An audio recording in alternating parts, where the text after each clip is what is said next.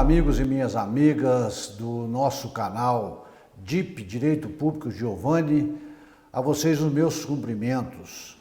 Vamos dar sequência ao nosso estudo que estamos fazendo sobre a Lei de Improbidade Administrativa, que é a Lei 8.429 de 1992, e no momento estamos estudando a parte de que trata a ação judicial de improbidade administrativa, ou seja, os fatos apurados de forma administrativamente, tanto pelo município ou pelo Ministério Público, são levados ao judiciário para que sejam analisados, apurados e condenadas as pessoas envolvidas, se for o caso.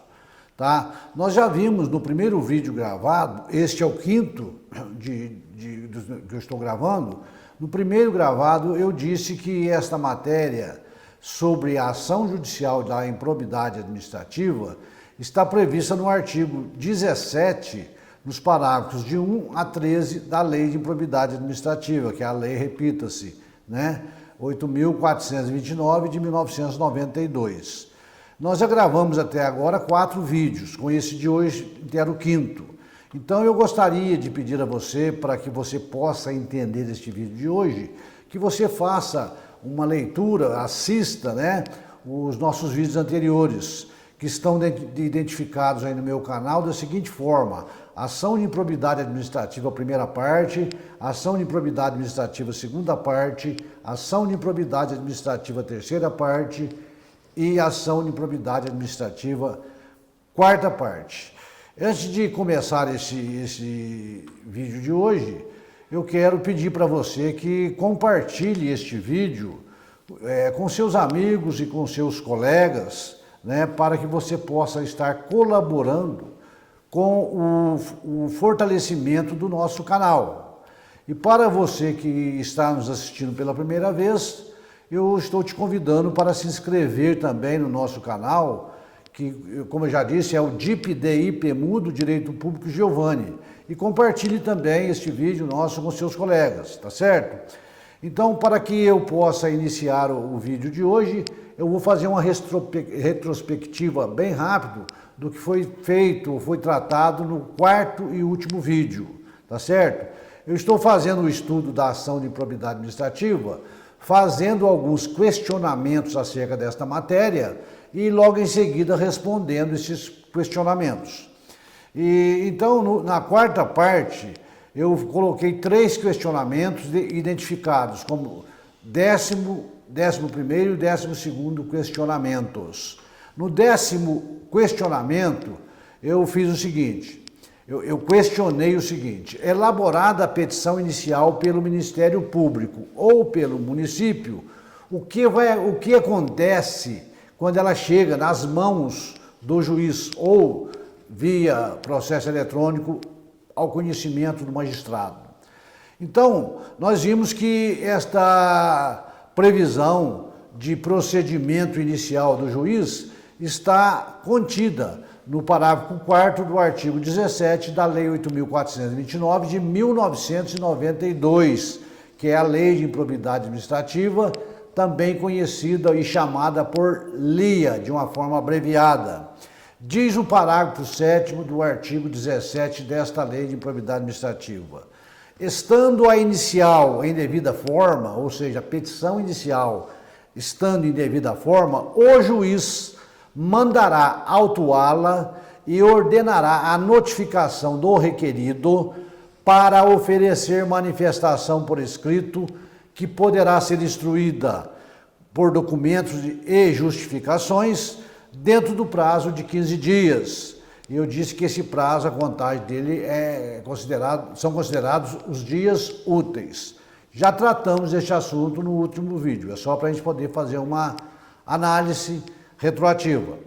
O 11º questionamento que eu fiz no vídeo anterior: por que deve o réu ou agente público acionado na ação de improbidade administrativa fazer a sua defesa chamada de manifestação prévia por escrito, de que trata este parágrafo 7º do artigo 17 da Lei de Improbidade Administrativa? o que deve ser alegado por ele também nesta defesa. Já comentamos sobre isso no último vídeo, estou fazendo os questionamentos para a gente poder recordar. E o 12º questionamento e último que eu fiz no vídeo anterior, eu perguntei o seguinte: apresentada a manifestação por escrito, ela é encaminhada ao juiz para fazer uma sua análise. E o que o juiz vai decidir nesse sentido? Qual que é o procedimento que o juiz vai adotar? Então diz o parágrafo 8º do artigo 17 desta Lei de Improbidade Administrativa o seguinte: recebida a manifestação prévia, ou seja, a defesa prévia dos agentes públicos, o juiz, no prazo de 30 dias, em decisão fundamentada, rejeitará a ação. Se convencido da inexistência do ato de improbidade administrativa, se convencido da improcedência da ação ou da inadequação da via eleita. Então, essa ação poderá ser rejeitada de plano pelo juiz, em decisão fundamentada, o que deve ser feito no prazo de 30 dias a contar da data em que os agentes públicos acionados apresentaram a sua defesa, desde que o juiz entenda que não existiu improbidade nos fatos narrados na inicial, de que a ação é improcedente ou que a via escolhida para esse tipo de ação é inadequada. Ocorrendo essas hipóteses, o juiz, explicando de forma fundamentada, ele pode rejeitar esta ação e esta ação pode ir para o arquivo, tá? Vai diretamente para o arquivo. Então nós estudamos aí até esse questionamento. Começando o vídeo de hoje, essa quinta parte, né, que eu estou dividindo esse nosso trabalho, eu vou começar a fazer o 13º questionamento deste estudo. Então eu disse o seguinte, que esta ação pode ser rejeitada de plano pelo magistrado. A pergunta que eu faço é a seguinte: desta decisão que rejeitou a petição inicial ou que rejeitou a ação do município ou do Ministério Público, cabe algum tipo de recurso? E por parte de quem? Quem pode recorrer desta decisão que rejeitou a ação do Ministério Público ou do município? Nós podemos ver o seguinte, que uma vez rejeitada a ação, o juiz colocou um fim no processo. Para ele o processo está encerrado ali, né? Então ele rejeitou a ação, a tendência, se ninguém recorrer desta decisão, vai para o arquivo. Mas pode haver recurso sim, tá? Eu perguntei se pode haver recurso da ação que rejeita, da decisão do juiz que rejeita a ação de improbidade administrativa. Pode haver recurso sim, e esse recurso é chamado recurso de apelação. Recurso de apelação. Esse recurso, ele é previsto no Código de Processo Civil, nos artigos 1009 e 1020. Tá? Eu tenho que citar esses artigos do Código de Processo Civil para vocês que queiram aprofundar um pouco mais nesse assunto, façam um estudo desses dois artigos, o artigo 1009 e o artigo 1020 do Código de Processo Civil.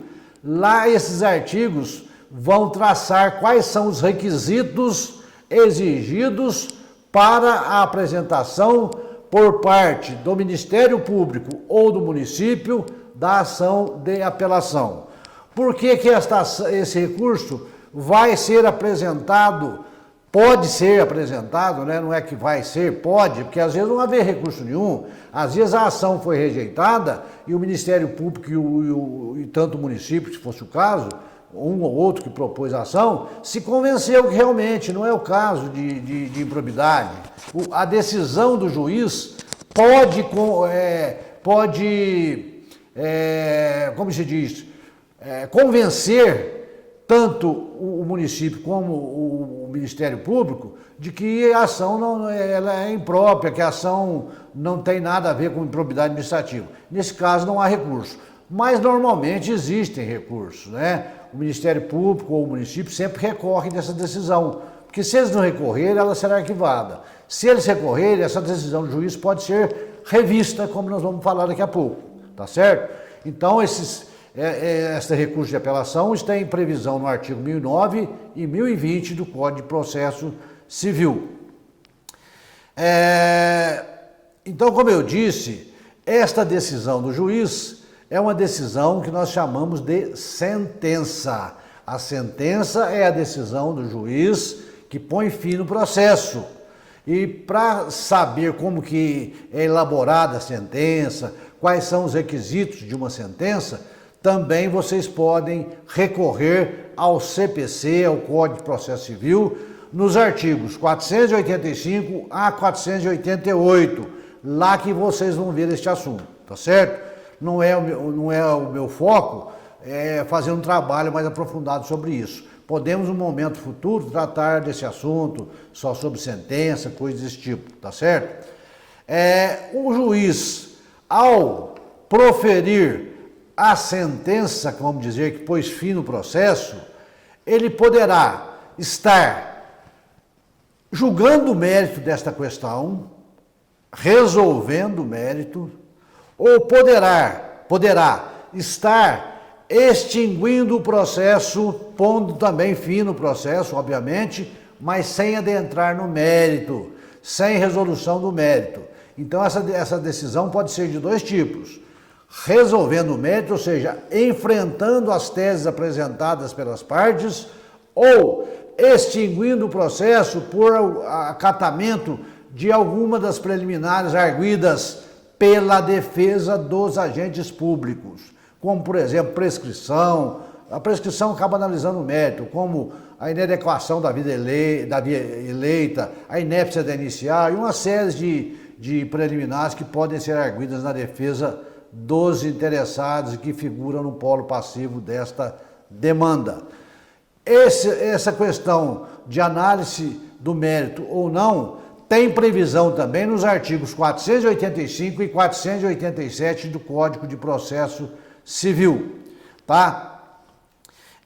Então eu disse que esses recursos só podem ser propostos, esse recurso de apelação só pode ser proposto, ou melhor dizendo, pelo município ou pelo Ministério Público, porque eles são os interessados, foram eles que propuseram essa ação de improbidade administrativa, eles são os autores da ação de improbidade. E se o juiz está mandando arquivar esta ação, está rejeitando a petição inicial, para que esta ação tenha um prosseguimento, tem que modificar essa decisão do juiz. E é através do recurso que se faz essa modificação, o que pode modificar a decisão do juiz. Não quer dizer que recorrendo que vai alterar a decisão, ela pode ser alterada. Por que os envolvidos no polo passivo desta ação, que são os agentes públicos ou os réus, não têm interesse em recorrer desta ação e não vão recorrer? Porque estão sendo beneficiados com a ação. O processo, a ação está sendo rejeitada contra eles. Então, obviamente, que eles não vão recorrer. O processo está indo para o arquivo, tá certo? Pode acontecer também que o município saia vencido nesta primeira fase aí, com essa sentença. O juiz pode dizer assim: bom, eu entendo que não é o caso de improbidade, vou rejeitar a petição, uma ação proposta pelo município. O município pode se dizer assim: não, eu estou convencido, realmente está errado, não podia ter proposto essa ação, foi proposta pelo município de forma errada. E não recorre, mas nada impede que o Ministério Público, que também atua neste processo, nesse caso, como fiscal da lei, que interpõe o recurso de apelação. O Ministério Público tem legitimidade para isso e pode recorrer desta decisão, caso entenda que é o caso de prosseguimento, que existe, por exemplo, a improbidade, ou que o juiz errou na sentença. Então, o Ministério Público pode fazer o seu recurso. E qual é o prazo desse recurso de apelação? Qual seria o prazo que o município tem ou que o Ministério Público tem para recorrer dessa decisão? O prazo recursal hoje pelo CPC, à exceção dos embargos de declaração, são de 15 dias. Os embargos de declaração, prazo de 5 dias. o recurso de apelação, o prazo de 15 dias, tá certo? 15 dias úteis, tá? A previsão dos 15 dias está no parágrafo 5º do artigo 1003 do Código de Processo Civil. E a previsão de que a contagem se dá em dias úteis está no artigo 219 do CPC. Mas aqui nesse caso existe uma exceção a esse prazo recursal. Como nós estamos tratando de município e de Ministério Público, o prazo para essas duas pessoas jurídicas, pelo ente público e pelo Ministério Público para recorrer, é contado em dobro. Então, apesar do CPC prever que a regra geral, o prazo é de 15 dias, quando os recorrentes são município ou Ministério Público, este prazo recursal é de 15 dias. Passando, é de 30 dias. A regra geral, 15. Sendo o município ou o Ministério Público, esse prazo passa a ser em dobro, ou seja, de 30 dias. É o que está previsto no artigo 219 do CPC, combinado com o seu artigo 183, tá? 219 fala do prazo em dias úteis e o 183 fala que esse prazo tem que ser em dobro. Então, repetindo, regra geral para o recurso de apelação, 15 dias. Em se tratando de município e Ministério Público, 30 dias, porque o prazo é em dobro para essas pessoas recorrentes, tá certo? Muito bem.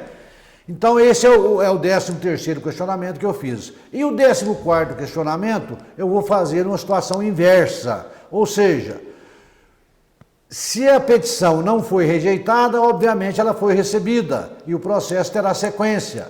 Da mesma forma, o juiz vai dar uma decisão fundamentada, tanto para rejeitar como para receber, dizendo, olha, eu recebo a petição porque existe, pelo menos nesta fase processual, indícios da prática de atos de improbidade administrativa de acordo com os fatos narrados na petição inicial. Então o juiz vai receber a petição inicial, agora nesse caso os prejudicados são os agentes públicos, e o processo terá continuidade, ele não vai parar mais, entendeu? Ele vai ter continuidade.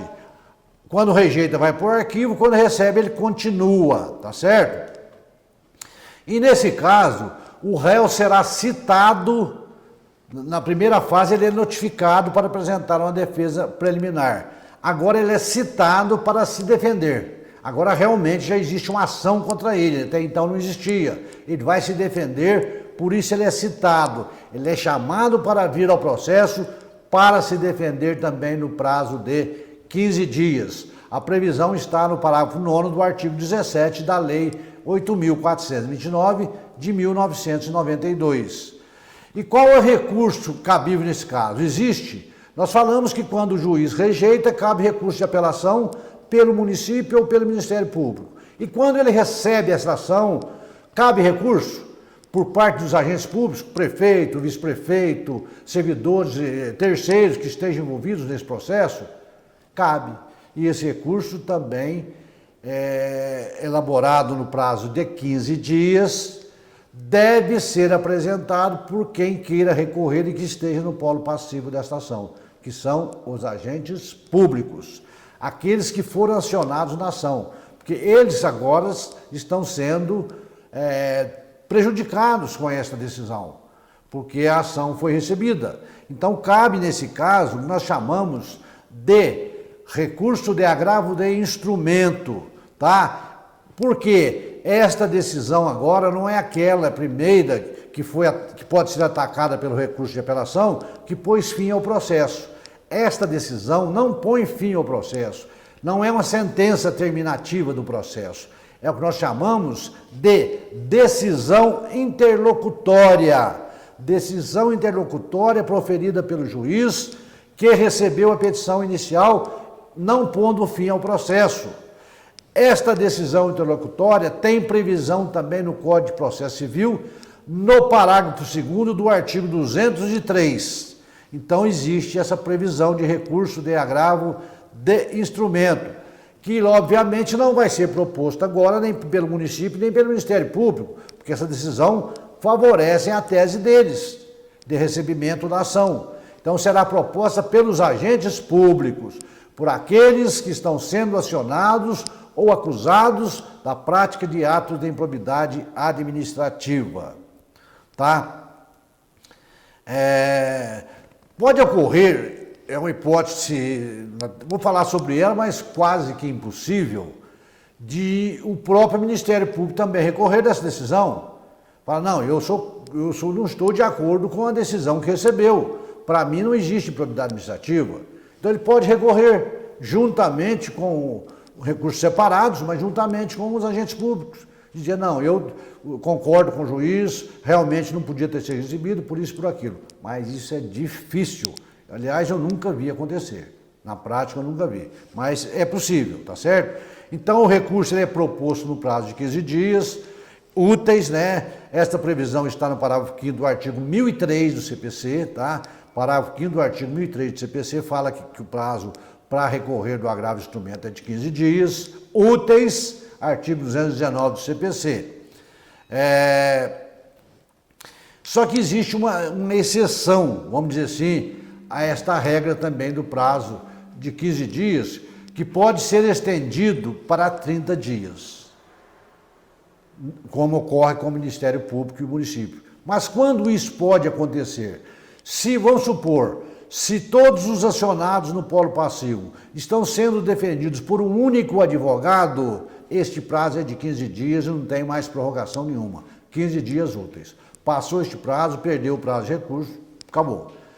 Todavia, se são vários réus, se são vários agentes públicos acionados nesta ação civil de improbidade administrativa, este prazo passa a ser em dobro para os recursos, tá? Por quê? Desde que exista vários advogados atuando nas defesas dos envolvidos isso é importante, escritórios de advocacia diferentes, porque pode ter mais de um advogado, mas do mesmo escritório. Não se aplica nesse caso o prazo em dobro. Mas se eu tenho 5 réus, por exemplo, cada um com um escritório diferente, defendendo ali os seus clientes, o prazo passa a ser em dobro, tá? Neste caso. Mas somente também para os processos físicos que ainda estejam em vigor, que ainda estejam tramitando nas comarcas. Para os processos virtuais ou eletrônicos, não se aplica esse prazo em dobro, mesmo havendo advogados de escritórios diferentes atuando nas defesas dos envolvidos. Então, repetindo, o prazo é de 15 dias. Pode ser prorrogado para 15 dias para interpor recurso de agravo de instrumento.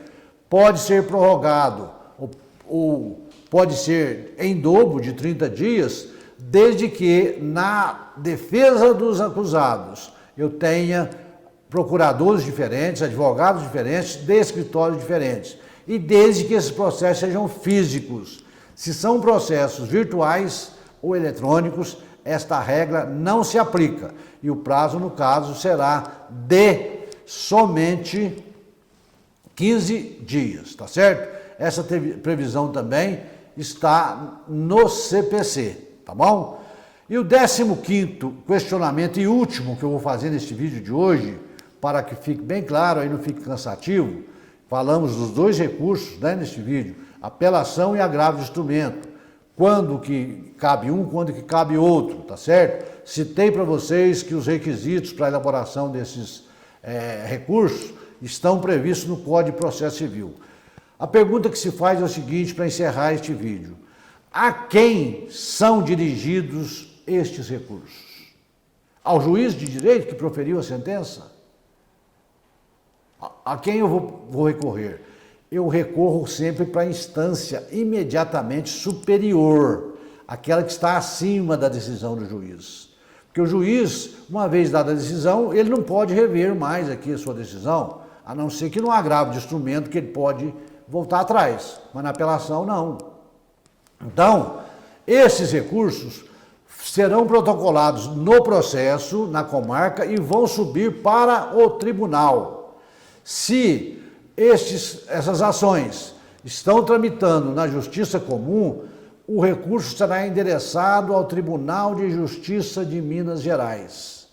Lá ele é distribuído, tem um desembargador relator, com mais 2 revisores, né? dois desembargadores que vão atuar no julgamento. Esta decisão, portanto, será revista por 3 desembargadores no Tribunal de Justiça, se o processo tramita na Justiça Comum. Todavia, se o processo tramita perante a Justiça Federal, nós vimos que pode haver ação de improbidade tanto na Justiça Comum como na Federal. Se ele tramita na esfera judicial federal, o que acontece? O tribunal não vai ser o Tribunal de Justiça, mas sim o Tribunal Regional Federal de Brasília, que vai ser dirigido a esse Tribunal Regional Federal de uma das regiões a que pertencia o seu município, que ele estiver circunscrito, e essa decisão será lá revista, tá certo? Então, se for para a Justiça Comum, Tribunal de Justiça, no nosso caso, Minas Gerais, Tribunal de Justiça do Rio de Janeiro, Tribunal de Justiça de São Paulo, e o TRF será da primeira turma, segunda turma, dependendo de onde o seu município se encaixa ali, qual é a jurisdição dele, ali será encaminhado. Havendo lá uma decisão que reforme a decisão do juiz, o processo pode ser arquivado ou poderá prosseguir dependendo da situação que nós estamos analisando o recurso. Então eu encerro aqui mais este vídeo, tratando deste assunto nesta quinta parte, onde nós focamos os 2 tipos de recursos cabíveis, agravo de instrumento e apelação, quando as decisões são pela rejeição ou pelo recebimento da petição. Espero que você tenha gostado desse nosso vídeo de hoje. Peço a você que compartilhe esse vídeo com seus amigos, com seus colegas, que comente sobre o nosso canal com os seus colegas, para que aqueles que ainda não conhecem o nosso canal possam se inscrever e receber novamente os nossos vídeos, tá certo? Então eu quero agradecer a vocês que esteve comigo até agora, agradecer a sua paciência, espero ter levado algum conhecimento para você. Por você que é advogado, talvez não tenha dificuldade com isso, tá? Mas para você que aí é estudante de direito, para você que é um servidor público que quer se interessar por este assunto, fica aí a nossa colaboração. Até mais e um abraço a todos vocês.